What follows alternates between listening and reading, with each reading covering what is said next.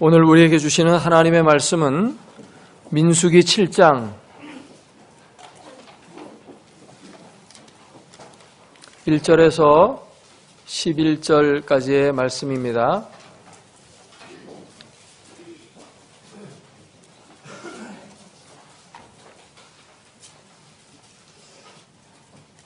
여러분과 제가 한 절씩 교독하겠습니다.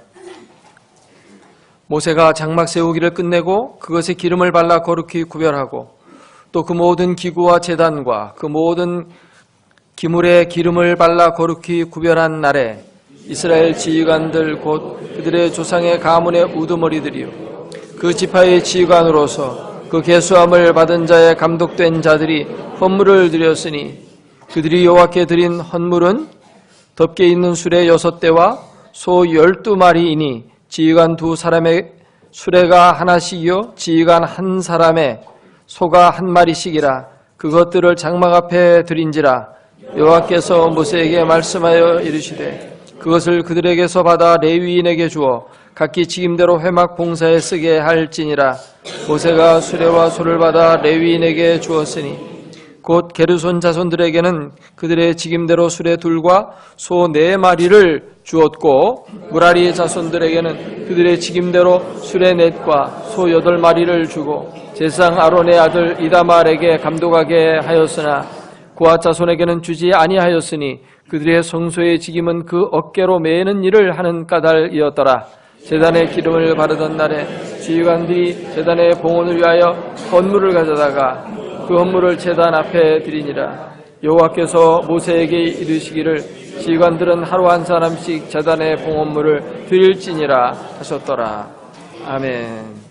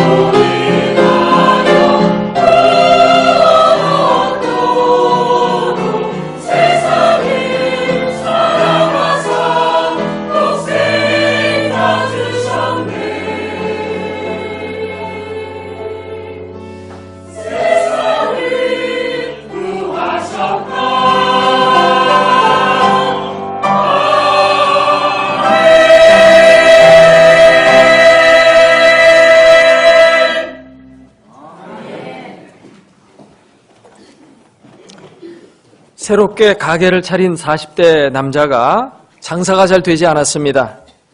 그래서 간절히 기도를 했습니다.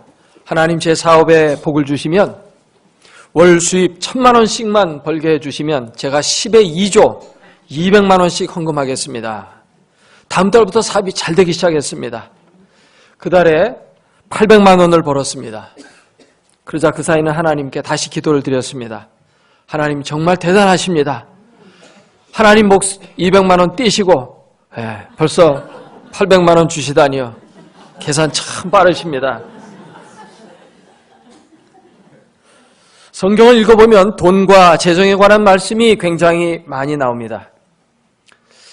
구약은 물질적인 측면에 대한 말씀이 강하고 신약은 영적인 측면의 말씀이 강합니다. 그런데 이 신약만 보더라도 신약의 믿음이란 말이 215회, 또 구원이란 말이 218회 나오는 반면에 돈과 재정에 관한 말씀은 2084회, 10배 이상 이렇게 언급하고 있습니다. 성경은 재테크 교과서도 아닌데 왜 이렇게 물질에 관한 교훈이 많을까요?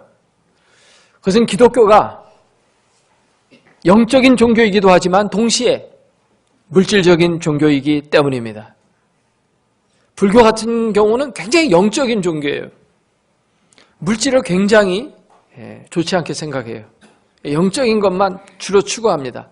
근데 성경의 하나님은 그렇지 않아요. 성경의 하나님은 우선 영혼만 창조하신 분이 아니고 육신도 창조하신 분이시고 하늘만 창조하신 분이 아니라 땅도 창조하신 분이시고요. 우리의 구원이 하늘에서 이루어지는 것이 아니라 땅에서 이루어지고 있음을 성경은 말씀하고 있습니다. 성경의 중심이 하늘에 있기보다는 땅에 있어요. 성경의 중심이 예수 그리스도의 십자가에 있는데 십자가가 어디에 서 있습니까? 하늘에 세워져 있는 게 아니에요. 이 땅, 골고다 언덕, 죽음의 골짜기에 세워져 있습니다. 하나님이 육신을 입고 이 땅에 오셨다라고 하는 것 자체가 바로 이 땅이 그만큼 중요하다는 얘기고, 땅에서 중요한 것 가운데 가장 대표적인 것이 뭐냐 하면 물질이에요. 경제적인 것입니다. 그래서 모든 정치도 이것과 맞물려서 돌아가는 거예요. 정치를 아무리 잘해도 이 경제 문제 실패하면 용서가 없습니다. 빌 클린턴이 미국 대통령 후보로 나섰을 때 조지 부시는 이라크 전쟁에서 승리를 했어요. 국민의 지지도가 90%를 넘어섰습니다. 당연히 조지 부시가 다음 또 대통령 될 줄 알았어요. 그런데 클린턴한테 졌습니다. 왜 졌느냐? 클린턴이 경제 문제를 들고 나왔어요. 그때 구호가 뭐냐 하면 이 바보야, 문제는 경제야, 이런 타이틀이었어요. It's economy stupid라는 단어를 탁 들고 나왔을 때 백성들은 맞아, 우리가 전쟁에 승리에 도취했을 때가 아니야, 지금 먹고 사는 게 힘든데 이 문제를 해결할 사람은 대통령 뽑아야 된다가지고 표가 글로 다 넘어갔던 것입니다. 경제 문제가 이렇게 인생에서 중요하듯이 신앙에 있어서도 경제 문제가 아주 중요합니다. 하나님은 이 문제를 중요하다고 이렇게 많이 말씀하고 계시는 거예요. 구원에 대한 이야기, 믿음에 대한 얘기보다 10배도 더 많이 말씀하시는 이유는 이 문제를 잘 해야 신앙생활도 올바로 할 수 있다는 뜻입니다. 영적으로만 신앙생활 잘하는 것이 아니라 물질적으로도 신앙생활 잘해야 돼요. 영적으로도 복을 받아야 되지만 물질적으로도 복을 받아야 됩니다. 하나님 앞에 물질 축복받기 싫은 사람 손 들어보세요. 아무도 없네요. 그러면 하나님 앞에 우리가 헌신할 때는 어떻게 돼요? 영적으로만 헌신하면 됩니까? 기도 열심히 하고 성경만 열심히 읽으면 헌신이 됩니까? 물질적으로 헌신 안 해요? 물질적으로도 헌신해야 됩니다. 아멘? 막스 베버라는 유명한 학자는 프로테스탄트의 윤리와 기독교적인 정신이라는 대작을 통해서 이상하게 기독교가 가는 곳마다 사람들이 다 부자가 되더라. 그거 이상하지 않아요? 기독교 복음이 들어가는 데마다 사람들이 잘 살아요. 가난했던 사람들이 부자가 돼요. 이 경제 문제가 인간의 가장 중요한 문제인데 그 문제가 기독교 신앙과 연관이 있다는 것입니다. 그걸 밝혀냈어요. 하나님은 영적인 축복뿐만 아니라 물질적인 축복을 주셔요. 그래서 우리가 물질적으로 많은 복을 받게 되는 겁니다. 우리나라에 복음이 들어오면서부터 우리나라가 잘 살게 됐어요. 북한은 복음을 받아들이지 않고 내쫓았기 때문에 저렇게 가난하게 사는 것입니다. 대한민국 역사상 지금과 같이 우리나라 사람 잘 사는 때가 없었어요. 반만년의 역사 가운데 우리가 지금 제일 잘 사는 때 살고 있어요. 북한은 가장 못 사는 때로 살고 있어요. 왜요? 그 차이는 뭐냐? 제가 볼 땐 복음 때문이고 하나님을 모시고 있기 때문인 줄로 믿습니다. 오늘 말씀은 이스라엘의 지휘관들이 하나님 앞에 헌신한 말씀입니다. 이스라엘 백성들이 출애굽하고 하나님께서 성막을 세우라고 했어요. 성막을 완공하고 거기에 기름을 발랐어요. 기름을 바르는 이 예식이 뭐냐 하면 말하자면 헌당식을 하는 거예요. 이제 본격적으로 그곳에서 제사가 시작되는 겁니다. 성막을 그동안 고생해서 잘 지었고 지어서 이제 하나님 앞에 드리고 이제부터 본격적인 제사 제도가 시작이 되는 그 시점에 이스라엘의 지휘관들이 하나님 앞에 수레와 소를 바쳤다는 말씀입니다. 이 말씀을 오늘 저는 큐티 본문을 따라서 지금 계속 말씀을 하고 있는 거예요. 제가 이 말씀을 전하고 싶어서 선택한 게 아니고 계속해서 올해는 하나님께서 주신 마음이 그냥 큐티 본문 따라가면서 쭉 설교를 했으면 좋겠다는 마음을 주셔서 그냥 쭉 지금 연초부터 지금까지 계속 하고 있는데 이 말씀에 헌물의 원리가 나와 있어요. 이 헌물의 원리, 이것은 곧 헌신의 원리이기도 한데 그 원리를 함께 살펴보고자 합니다. 첫 번째 원리는 자율의 원리입니다. 자율적으로, 자발적으로 하나님 앞에 헌물해야 한다는 것입니다. 하나님 앞에 무엇을 바칠 때 그냥 자발적으로 하는 거예요. 하나님이 우리를 사랑하실 때도 그냥 자발적으로 사랑하신 거예요. 하나님 먼저 사랑하신 겁니다. 우리가 아직 죄인 되었을 때 그리스도께서 우리를 위해서 십자가에 달려 죽으심으로 하나님께서 우리에게 대한 사랑을 나타내 보이신 거거든요. 우리가 하나님 앞에 뭐 돈을 바쳐서 하나님을 사랑해 준 것도 아니고 하나님 앞에 헌신했기 때문에 하나님 우리를 구원해 주신 것도 아니고 그냥 하나님이 우리를 사랑하셔서 그냥 하신 거예요. 우리도 하나님께 대한 헌신 자발적으로 그냥 하는 것입니다. 해라 해서 하는 것이 아니죠. 해라 해서 했다면 값어치가 떨어집니다. 스스로 할 때 값어치가 올라가고 효과도 높아지는 것이죠. 여기 이스라엘의 지휘관들이 하나님 앞에 헌신하는데 하나님 앞에 헌물 드린 것, 이것은 모세에게 준 것도 아니고 무슨 교회당에 갖다 준 것도 아니고 하나님께 드린 거예요. 여기 3절 말씀을 보니까 그들이 누구께 드린 헌물? 여호와께 드린 헌물. 분명히 그 헌물은 성막에 갖다 주었어요. 성막에 갖다 놨고 모세에게 처리하라고 갖다 냈지만 이것은 결국 하나님께 드린 거라는 것입니다. 하나님께 드린 헌물이라. 헌신과 헌물은 하나님께 하는 거예요. 아멘? 근데 3절 맨 끝부분에 보니까 그것들을 장막 앞에 드린지라 드렸어요. 드리고 났는데 여호와께서 말씀하셔요. 모세에게 여호와께서 이렇게 말합니다. 그것들을 그들에게서 받아라. 그리고 그걸 레위인에게 주어서 쓰도록 해라. 이렇게 말씀하셨습니다. 순서를 잘 보세요. 하나님이 먼저 내라고 또 이런 것이 필요하다고 용도를 말씀하시거나 요구를 하시거나 그러지 않았습니다. 그들이 먼저 드렸어요. 드렸더니만 그 다음에 하나님이 받아서 용도를 얘기하시고 이건 어디다 써라, 어떻게 받아라 뭐 이런 이야기를 하시고 있는 겁니다. 그러니까 이것은 뭡니까? 자발적으로 하나님 앞에 드렸다는 것입니다. 하나님 앞에 드리는 거 자발적으로 해야 돼요. 강요에 의해서 하면 의미가 별로 없습니다. 하나님이 우리에게 뭐 필요해서 사실 이렇게 요구하시는 분은 아니셔요. 근본적으로 하나님은 모든 것을 다 가지고 계시는 충만하시고 풍성하신 분이십니다.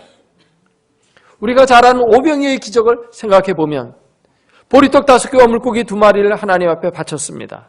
그런데 그것을 가지고 예수님이 5,000명을 먹이고 일반 남자 장정 이외까지 다 합치고 어린애까지 합치면 약 2만 명을 먹이고 12광주리가 남았어요. 이 어떻게 이런 기적이 일어났을까요? 그 하나님의 능력입니다. 예수 그리스도께서 베푸시는 기적의 산물이었어요. 이 말씀이 우리에게 교훈해 주는 바는 뭐냐 하면 하나님이 뭐가 부족해서 우리에게 요구하시는 분이 아니라는 것입니다. 주님 앞에 떡 한 덩어리만 바쳤어도 그것 가지고도 충분하고 떡 반 조각만 바쳤어도 그것 가지고도 5,000명 먹일 수 있습니다. 하나님은 뭐가 없어서 문제가 되시는 분이 아니에요. 무에서 유를 창조하시는 분이라는 것입니다. 아멘? 없는 것을 있는 것처럼 부르시는 분이세요. 그러면 왜 우리가 자발적으로 하나님 앞에 드리기를 원하실까요? 그것으로 하여금 하나님께서 축복하시기 위해서입니다. 하나님이 더 큰 사랑을 우리에게 베풀어 주시고 기적을 보여주시기 위해서 바치라고 하시는 것이죠. 자발적으로 하나님 앞에 드릴 줄 아는 사람, 그런 사람이 하나님께서 기뻐 받으시는 사람이 되는 거죠. 고린도후서 9장 7절에 보니까 각각 그 마음에 정한 대로 할 것이요 인색함으로나 억지로 하지 말지니 하나님은 즐겨내는 자를 사랑하시느니라 말씀하고 있습니다. 두 번째 원리는 최선의 원리입니다. 이 이스라엘의 지휘관들이 바친 게 이게 적은 액수의 헌물이 아닙니다. 덮개가 있는 수레 6대, 소 12마리. 요즘으로 말하면 지휘관들이 트럭 한 대씩 정도 바친 정도 될 겁니다. 적은 액수가 아니겠죠. 그것도 몇 천만 원 가겠죠. 그런 액수를 정성껏 바쳤다는 것입니다. 하나님 앞에 드릴 때는 이렇게 좀 최선을 다해서 드리는 것이 필요합니다. 우리가 하나님부터 복을 많이 받으려고 합니다. 그렇죠? 저도 그래요. 근데 하나님 앞에 바치는 거는 인색해요. 저도 그래요, 사실. 여러분이나 저나 뭐 다르지 않죠. 다 인간의 마음은 똑같으니까. 근데 사실 이런 것들을 고칠 줄 알아야 되죠. 그래서 주님이 우리에게 너희가 기도 응답 받으려면 기도 응답하시는 그분을 먼저 기쁘시게 해드려봐라. 그렇게 말씀하는 것입니다. 마태복음 7장 12절 말씀은 기독교의 황금률이라고 알려주고 세상 사람들도 황금의 법칙이라 해서 정말 인생의 최고의 법칙으로 믿든 안 믿든 그걸 중요시 여깁니다. 남에게 대접을 받고자 하는 대로 남을 대접하라. 그렇게 하거든요. 근데 사실은 그 말씀은 성경에서 나온 것이고 성경의 그 문맥을 잘 봐야 돼요. 그러므로 너희는 이렇게 나가요. 그러므로라는 말은 빼버립니다. 세상 사람들은. 근데 그러므로라는 단어가 중요한 거예요. 이 접속사가. 앞에 이게 있기 때문에 뒤에 있는 거예요. 앞에 게 없으면 그러므로라는 말은 있을 수가 없는 거거든요. 앞에 무슨 얘기가 나옵니까? 너희가 구하라. 그러면 찾을 것이요. 얻을 것이요. 찾으라. 그러면 찾을 것이요. 문을 두드리라. 그리하면 너에게 열릴 것이다. 기도에 대한 얘기가 나오잖아요. 천부께서 너에게 좋은 걸 주실 줄 아시니까 달라고 구해라. 주신다. 기도하면 받는 줄로 믿습니다. 그렇고 나서 바로 그러므로 이런 말이 나와요. 그러면서 그 얘기가 나오거든. 그러니까 이거는 인간끼리 얘기 이전에 뭡니까? 하나님과 기도의 문제라는 것입니다. 이게 기도에서 우리가 하나님 앞에 뭘 달라고 축복을 달라고 은혜를 달라고 기적을 베풀어 달라고 할 때 너희도 먼저 하나님을 그렇게 기쁘시게 해드리는 자가 좀 돼봐라는 것입니다. 할렐루야. 그러니까 너희가 복을 많이 받기를 원하면 그만큼 하나님 앞에 아름답게 섬겨서 복 받을 그릇을 준비해봐라. 더 풍성한 복을 받지 않겠느냐. 그런 뜻입니다. 아멘. 받을 그릇 따로 있고 드리는 그릇 따로 있어가지고 받을 때는 큰 그릇 내놔요. 하나님 앞에 헌신할 때는 그 뒤에다 감추고 쬐끄만 그릇 내놔서 종지 쪽 종재기 그걸로다 바치고 받을 때는 큰 뭡니까? 들통. 그거 하나 옆에 내놓고 헌신합시다 그러면 그건 저 뒤에다 갖다 놓고 조그만 컵으로 다 바치고 그렇게 해서는 안 되겠죠. 우리가 부모님을 섬길 때도 그러면 안 됩니다. 부모님으로부터 유산 물려받으려면 형제 중에 제일 많이 받고 싶어요. 매달 몇 천만 원씩 받고 싶어. 근데 부모님에 대해서 용돈 드리려면 그냥 인색해가지고 10만 원 드리면서도 마음이 편하지가 않아. 아까워. 그게 되겠습니까? 그래가지고. 세 번째, 헌물의 원리는 적시의 원리입니다. 때를 잘 잡아야 돼요. 필요할 때 도와줘야 됩니다. 지금 성막이 건축돼서 이제 광야에서 이동하면서 그 성막을 이동할 때 필요한 게 수레예요. 근데 광야 생활 다 끝났는데 이거보다 10배 이상 바쳤다. 그건 효과가 없어요. 광야 생활 다 끝났는데 그때 바쳐봐야 뭐 하겠습니까? 지금 필요한 건 광야 생활 시작될 때 성막이 지어졌을 그때 필요한 거죠. 그래서 필요할 때 하나님께 드려야지 다 끝나고 난 다음에는 많이 바쳐봐야 별 소용이 없습니다. 남을 도울 때도 필요할 때 도와줘야지 지금 넉넉할 때 지금 이제 다 문제 해결되고 지금 잘 먹고 잘 사는데 돈 갖다 줘보세요. 좋아하나?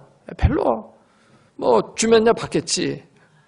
그러나 뭐 그렇게 좋다는 소리 안 들어요. 근데 어려울 때 딱 적시를 딱 잡아서 도와주면 정말 고마워하지요. 잊지 못하죠. 우리가 하나님 앞에 헌신을 제때 할 줄 알아야 됩니다. 그 기회를 놓치지 마십시오. 네 번째 원리는 모범의 원리입니다. 지휘관들이 앞장섰어요. 지휘관들은 이 이스라엘의 지도자들인데 그들은 벌써 하나님부터 복을 많이 받은 사람들입니다. 특권이 있어요. 남들보다 더 물질적으로도 풍성해요. 그러면 지도자의 입장에서는 하나님부터 은혜를 많이 받았으니까 하나님 앞에 많이 섬기고 앞장을 서야 당연하죠. 그래서 지도자가 그렇게 한 겁니다. 지도자의 책임. 지도자는 모든 일에 있어서 모범을 보여야 됩니다. 헌신하는 일에 있어서, 신앙 인격의 측면에서, 헌신하는 모든 삶의 과정에서 항상 모범을 보여야 돼요. 이게 지도자입니다. 지도자는 그냥 되는 게 아니에요. 자기 이속만 차리는 사는 지도자가 아니에요. 이번에 박 대통령 탄핵당한 게 바로 그래서 탄핵됐잖아요. 그 전문을 제가 보니까 요지는 그거더라고요. 진보냐 보수냐를 떠나서 그런 문제가 아니다 이거는. 이건 지도자가 특권을 가지고 있어서 특권을 가지고 자기 사적인 이익을 추구하는 데는 그렇게 빨랐고 의무를 감당하는 데는 너무나도 게을렀다는 것입니다. 그래서 대통령직에서 파면한다는 거예요. 요지가 그거더라고요. 지도자는 뭡니까? 자기 이익 챙기는데 그건 중요한 게 아니지 사실. 이 자리에 있다면 책임 감당하는 게 사실은 또 중요한 건 아니겠어요? 근데 반대로 했거든. 저는 이 탄핵을 보면서 저 자신을 생각해 봤어요. 본인도 뭐 잘못하겠지만 또 사람도 잘못 만나서 저렇게 됐지만 나는 그 사람보다도 나 자신, 나는 이 담임 목사의 직책을 맡아서 특권을 누리는 데는 빠르고 책임을 감당하는 데는 느리고 있지는 않은가. 그걸 돌아봤어요. 하나님은 사람보다 더 무서워요. 백성들의 힘이 굉장히 무섭다는 걸 이번에 느꼈어요. 그런데 백성의 힘보다 더 무서운 분은 하나님의 그 무서움이에요. 그래서 나는 하나님 앞에 나 자신을 성찰하는 그런 시간을 가졌습니다. 여기 지휘관들이 지휘자로서 모범을 보였어요. 누가복음 12장 48절에 예수님이 이렇게 말씀하십니다. 무릇 많이 받은 자에게는 많이 요구할 것이요 많이 맡은 자에게는 많이 달라 할 것이니라. 마지막 다섯 번째 원리는 의무의 원리입니다. 오늘 읽은 본문 마지막 절에는 의무적으로도 하라고 그랬어요. 자율적으로도 하지만 또 의무사항도 있다고 해요. 마지막 절을 한번 같이 읽어보겠습니다. 여호와께서 모세에게 이르시기를 지휘관들은 하루 한 사람씩 제단의 봉헌물을 드릴지니라 하셨더라. 드릴지니라. 봉헌물을 드릴지니라 하나님 말씀하셔요. 그러므로 많게 드리든 적게 드리든 그건 뭐 자기의 믿음 따라 드리는 것이겠지만 그래도 드리는 일은 누구나 다 해야 한다는 의무사항이 있다는 것입니다. 옛 말에 빈자 1등이라는 말이 있죠. 가난한 자도 등불 하나를 켠다. 옛날에는 큰 축제가 있어서 등불을 켜는데 임금님하고 귀족들은 등불을 크고 화려한 등불을 많이 달았어요. 가난한 과부도 등불 하나를 켜고 싶은데 돈이 없어요. 그래서 그는 하루를 금식하고 그 돈을 가지고 쬐끄만 등 하나를 켰어요. 근데 밤이 깊어가고 시간이 흘러가는데 다른 등불들이 다 하나씩 둘씩 꺼져가는데 한 등불만이 끝내 꺼지지 않고 켜져 있었는데 바로 그 빈자의 등불이었다는 것입니다. 우리 모두가 헌신할 때는 자기 자리에서 최선을 다해야 돼요. 여기 교회 직분자들이 있습니다. 장로님도 계시고 권사님도 계시고 안수 집사님도 있고 집사님도 있어요. 근데 평신도도 여기 있습니다. 근데 평신도는 뭐 아무것도 나는 직분 맡은 것도 없으니까 나는 그냥 예배나 드리고 가자. 이게 아니라 정말 그래도 내게 주어진 어떤 은사와 축복이 있다면 그걸 가지고 자기 자리에서 등불 하나는 밝힐 수 있어야 된다는 것입니다. 그러니까 모두가 다 헌신해야 돼요. 그것은 모두가 다 축복을 받기 때문입니다. 우리 교회 건축이 이제 얼마 앞으로 다가왔습니다.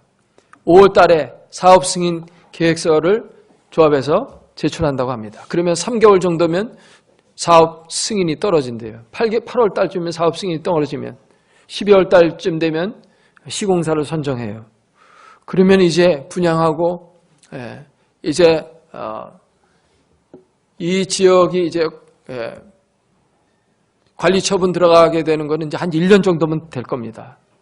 그러면 내후년쯤에는 이제 헐리기 시작하겠죠. 그러면 이제 교회 건축이 되어집니다. 그러면 이런 때 우리가 어떻게 해야 될까요? 우리 모두가 힘을 합쳐서 이 건축에 참여하게 된다면 능히 건축이 잘 되리라고 믿습니다. 저는 이 교회 건축은 별로 걱정하지 않습니다. 문제는 우리 성도들의 마음의 심령 성전의 건축. 이게 어려운 거예요. 일반 건물은 1년이면 짓지만 마음의 이 심령의 전, 우리 몸이 하나님의 성전이라고 했는데 이 심령 속에 세워지는 이 성전은 평생을 걸려도 잘 못 지어요. 그러니까 참 힘든 겁니다. 그리고 건축이라는 것은 물질로 짓기보다는 하나님의 능력으로 짓는 것이고 기도로 짓는다고 저는 믿습니다. 그 예를 하나 들도록 하겠습니다. 대구에 가면 서현교회라는 교회가 있어요. 그 교회가 어떻게 지어졌냐면 하나님의 기적으로 지어졌습니다. 그 당시 동양 최대의 건축으로 지어졌어요. 그 대구 시장에 정규만이라는 한 사람이 풀 장사를 하고 있었습니다. 풀을 쏘가지고 그걸 파는 거예요. 그러니 뭐 돈이 얼마 되겠습니까? 도배할 때 뭐 풀 사다가 쓰고 뭐 별로 팔리지도 않고 풀장수가 있었는데 이 풀장수가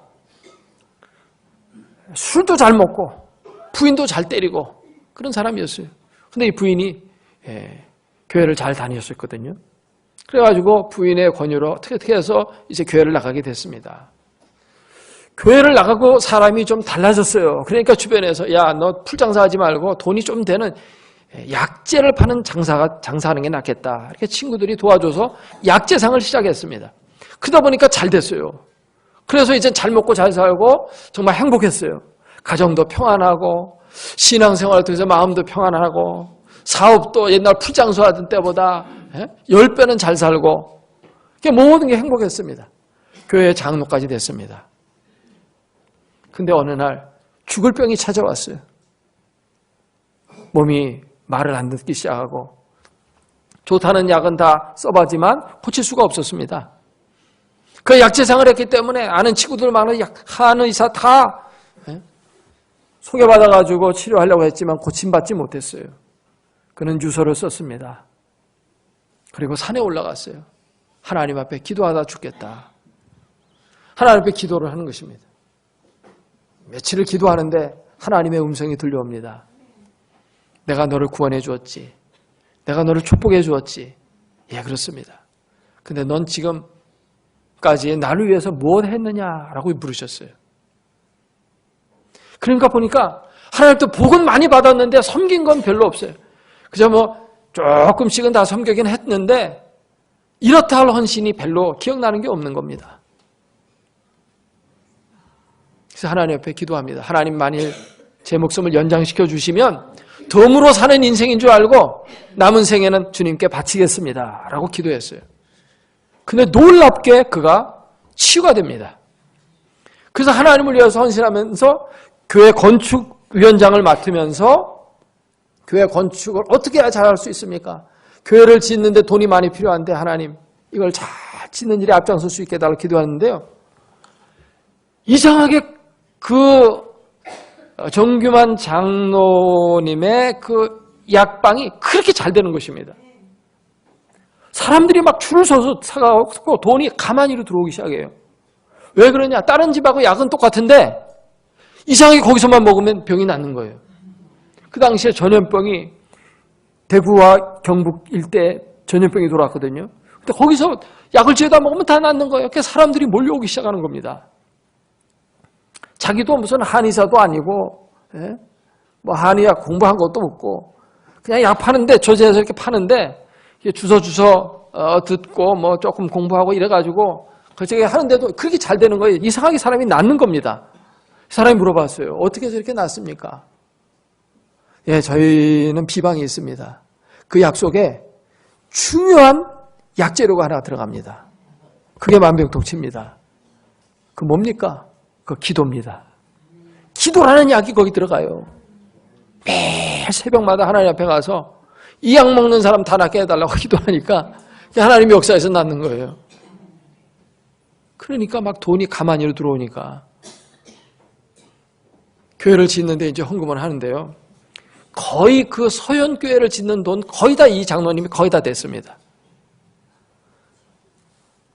돌로 교회를 지을 만큼 돈이 너무 많이 들어오니까 헌금이 푸대로 들어오니까 푸대로 헌금했어요. 왜냐하면 내 생 나를 위해 안 살고 이제 덤으로 사는 인생이니까 이거 다 하나님 겁니다. 하나님께 다 드렸거든. 그래가 돌로 짓는데 저 전라도에 황궁이라는 곳에 가서 거기 돌이 좋다고 해서 그 돌 띄어다가 지었어요. 그 당시에 동양에서 제일 큰 성당 돌로 지었어요. 정교환 장로님이 지은 거나 마찬가지입니다. 거의 99%는 그 사람이 지은 거니까, 낸 거니까. 정말 이런 걸 보면은 성전은 사람이 짓는 게 아니고 하나님이 짓는 거로구나. 이거 알게 돼요. 그러니까 기도를 잘해야 돼. 기도로 짓는 거예요. 하나님이 다 짓게 하셔요. 그리고 그 지음받음에 쓰임받는 자는 축복입니다. 시장 바닥에서 풀장사하던 한 사람이 하나님에게 쓰임받아 동양 최대의 교회를 거의 그분이 다 지었다 할 정도의 건물을 지었다는 것으로 한국 교회사에 그 이름이 지금도 빛나고 있어요. 지금 전혀 그분하고 상관도 없는 이 미아동에서 그분의 이름이, 그분의 존함이 여기도 여러분들에게 알려지잖아요. 쓰임받는 게 축복입니다. 오늘 본문에서 저는 봉헌의 5가지 원리를 살펴보았지만 여러분 다 기억할 필요는 없고요. 우리가 한 가지 분명하게 해야 될 것은 뭐냐면 하나님이 우리에게 영적인 복도 주시고 물질적인 복도 주신다는 겁니다. 그러면 우리가 하나님 앞에 헌신할 때도 영적으로도 헌신하고 기도도 잘하고 열심히 해야 되죠. 그러나 물질적으로도 헌신할 줄 아는 사람이 돼야 한다는 겁니다. 그게 하나님이 기뻐하시는 일이고 그럴 때 우리의 인생을 더 값지게 하시고 하나님이 기적을 우리의 삶 속에 베푸셔서 더 큰 축복으로 나아가게 하신다는 겁니다. 기도하겠습니다. 오늘 주신 말씀 생각하며 통성으로 기도합니다.